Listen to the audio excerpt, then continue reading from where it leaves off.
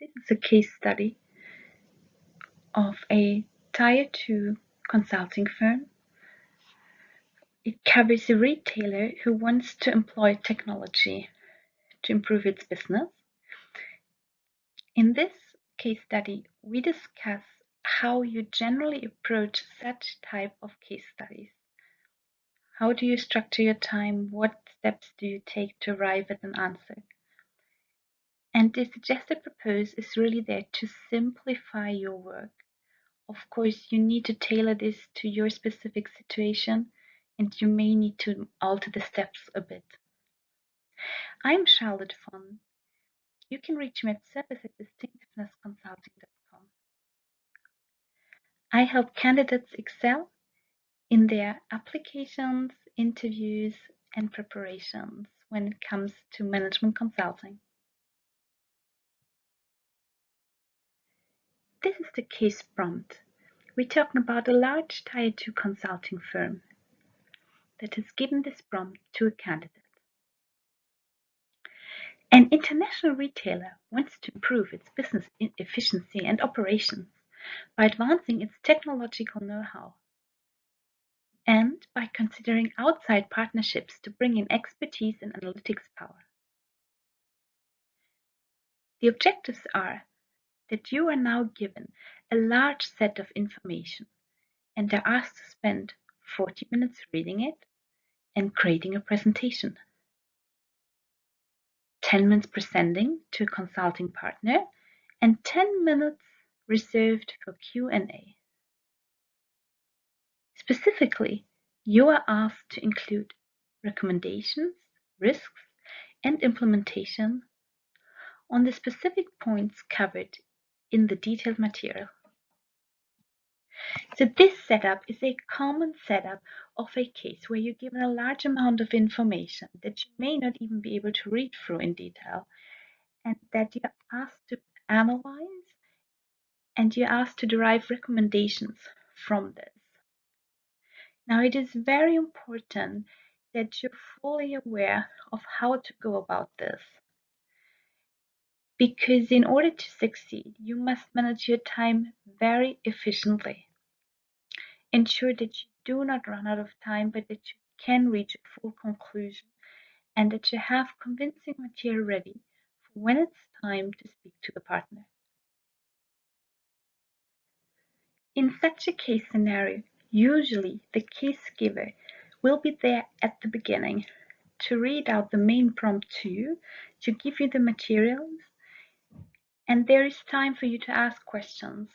So be very clear on the actual process that's going to take place, on how much time you have and what is expected of you. And if that's not yet clear from what you've been told, ask now. Then typically they leave the room and you're there to analyze the information. The first thing you do before you start structuring or anything further is to take 1 minute to flip through all the material and grasp what is there.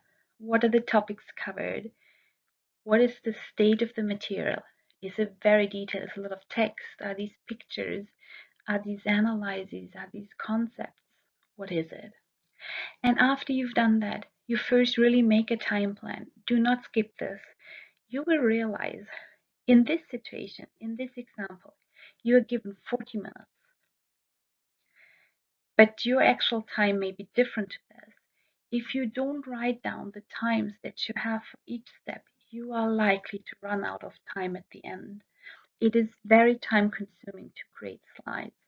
And either you may be creating them electronically or you may be writing them down on paper during the interview. It all depends on the setup. But time yourself, and here is a suggested timing you can use. You can amend this to suit your needs. So first, read the materials very quickly after you've timed yourself. And really, you may only have 5 minutes to do so. You definitely don't have more than 10, because you still have to create the slides after you've read them.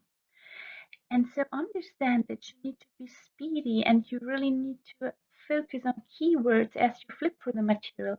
You need to prioritize and decide what are you going to read in detail and which parts are you going to skip. And after you've done that, the next part is deciding on the storyline. Ensure it contains all the requested information. So, as you form a storyline, a story that you want to tell, a set of titles that you can use for your slides that has a logical sequence from beginning to end. As you do this, ensure that whatever you've been asked in the beginning is included. So in our case, we were asked to cover recommendations as well, implementation. There were kind of a number of things mentioned there. So you would want to cover these in your storyline. And when you've decided on your storyline, formulate the titles of each chart and write them down already on the chart. They should be in so what style. So what essentially means they should be conclusions. They should describe what is the point of this chart, what is the conclusion to take from this particular chart. They should not be just descriptive titles.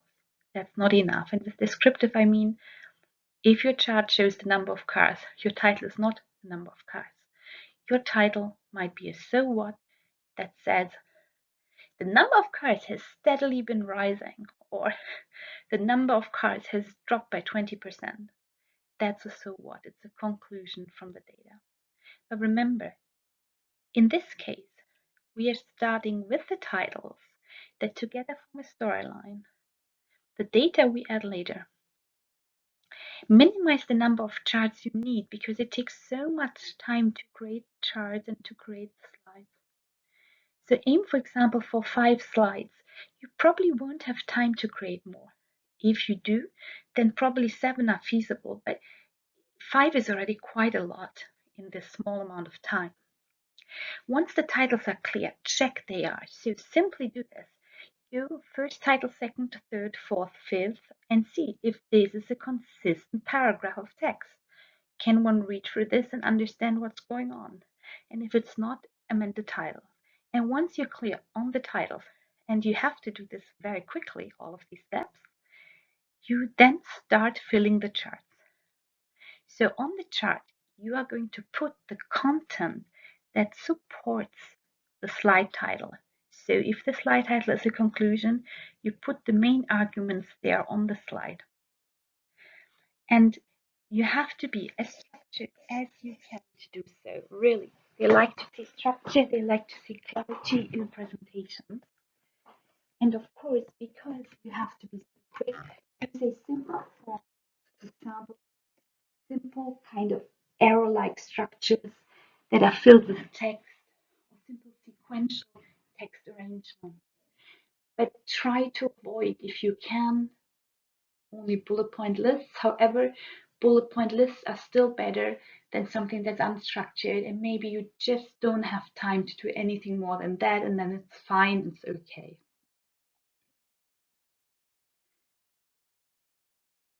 If you're running out of time at this point, then the trick is to know you already have your conclusion, your slide titles, and you have the whole story already, each title. So all you're going to do now is to put the data that you would have put on the chart instead as a much higher level message.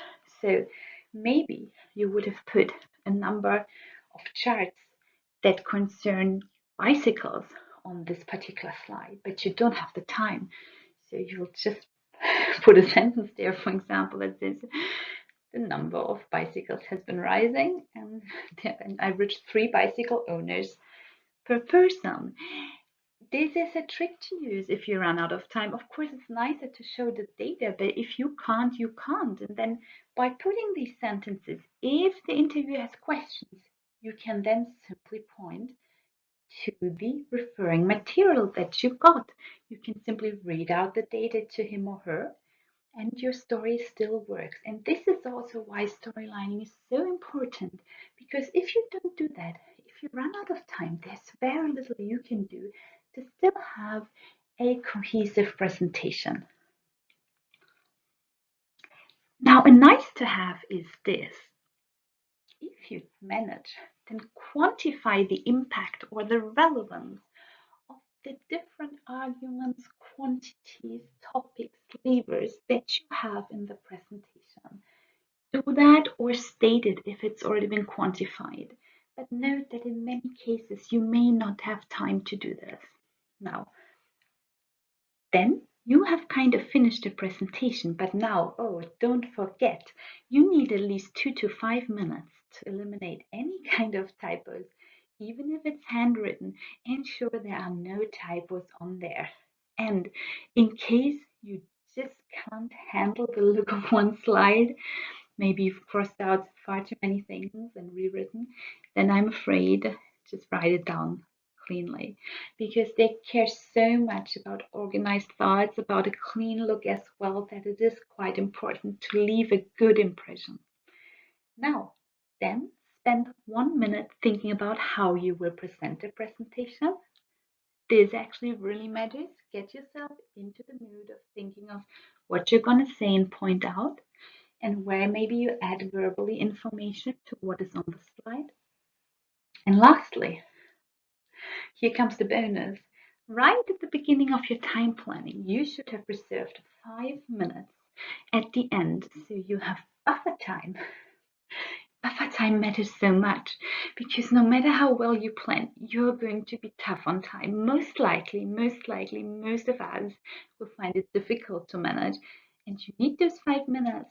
So what should you do with them? For example, let's say everything is up, you only have buffer left, but you're only on slide 3 out of 5. In that case, complete slide 5, skip slide 4 and use the buffer time to finish a presentation. Because the one thing you really shouldn't be doing is going into an unfinished presentation mode. Try to finish. So only if you can't, then you verbally make up for it. Don't apologize. Be strong like an executive would. Have confidence and just verbally add the remaining information. Now, this really is kind of a step-by-step guide on how to do these cases. We have not touched on the actual content, but that is so different from case to case. And if you need to learn more about that, feel free to reach out to me anytime and I see how I can be of help. And here we're going to discuss an example of a potential storyline. Purposefully, I've kept the storyline so simple here, so that it's really easy to understand, and it's also a bit of a dummy storyline. It's easy to reproduce. Of course, if you have something that's much more to the point and insightful, use this. But I want to make the point here between kind of a descriptive situation and a so what storyline. So the standard framework that you can use in many cases, but of course, please don't just copy this. It's a bit really simple, but in many cases, in particular those requiring some sort of recommendation and implementation and changes, kind of a process-like thing, in many cases you can use something like this. So you will start with the status quo and the objectives. So what is the situation and what are the goals? And then secondly, you would cover improvement areas. What should be changed? And the third slide could be how these changes, how these recommendations are. What will you do to change these areas? What are there for the recommendations? Fourthly, how do you implement the recommendations?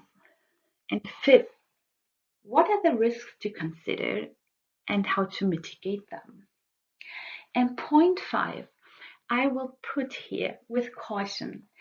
Many times, actually, they want you to discuss the risks.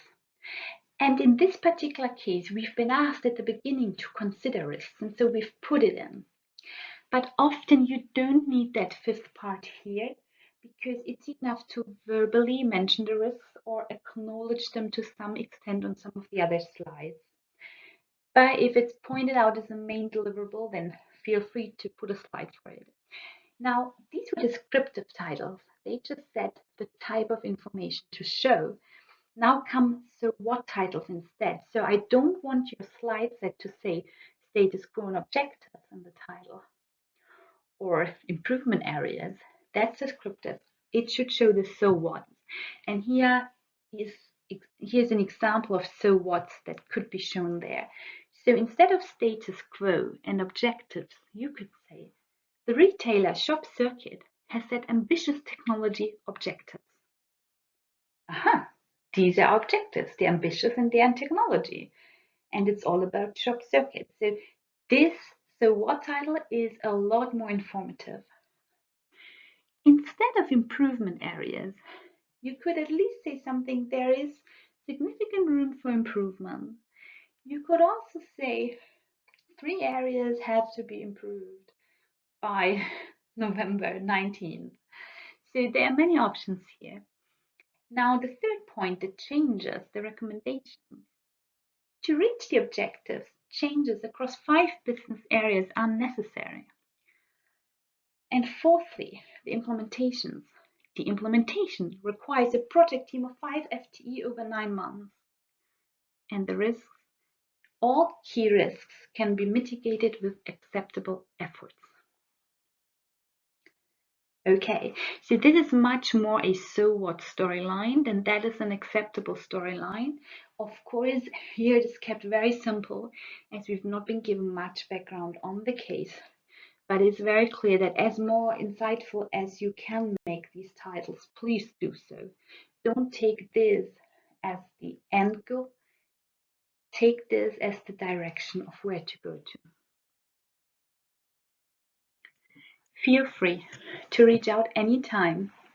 Reach out to me by writing me at service@distinctivenessconsulting.com. I offer management consulting coaching. I do application and career coaching, interview practice, such as cases, fit interviews, or expertise testing interviews. I coach on case prep material. I offer a mentorship model that enables you to be in touch over an extended period of time via email, or often requested, I also design study plans for you. So how can you prep on your own or in addition to a consultant? I put a lot of effort in leveraging free materials, meaning that I'll point you into directions of all that you can do for free to really show you making best use of your resources. But most importantly, I'll help you be really successful. And it really matters to me that I add a bit of perspective too of ensuring that you'll be happy where you go. So sometimes this point is far too little considered, but it matters. It matters in the choice of firms you make, how you think about your role, and how you're going to live it. Okay, so management consulting is, I personally find, one of the most fulfilling jobs. I personally love it. And I still do a lot of consulting myself. However, sometimes first candidates do not have the right impression of what the job entails, or they don't worry about the fit to a particular firm, but their happiness depends on that. And I really encourage every candidate to spend some time thinking about that and make their choices accordingly. The great news is there are so many great firms out there. You will definitely find one that suits you.